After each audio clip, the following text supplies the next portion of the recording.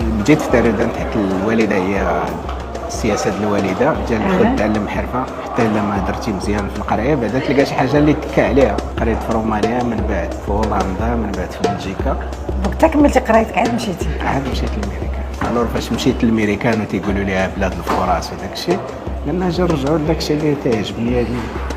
من الاول بديت في الدار. ولكن شنو هي الحرفه اللي كانت عندك نهار الاول؟ هي تخرجت كما تنقول ديما تعلم حرفه ولغه واللي باقي يجيب وحده، كاع دوك الحوايج جاو بوحدهم. الشراكه مع مايك، مع فايبرون، مع بوركنستاك، مع بزاف ديال الشركات كلشي هما اللي جاو. وبقيت خدام مع استوديوهات سي بي اس ديال لوس انجلوس. النهار الاول فاش مشيتي لتما كيف بديتي؟ شنو هو المسار اللي بديت تنصوب في الدار وتنبيع في السيت. من بعد قسمت البيزنس الريباراسيون والفابريكاسيون والإديوكيشن.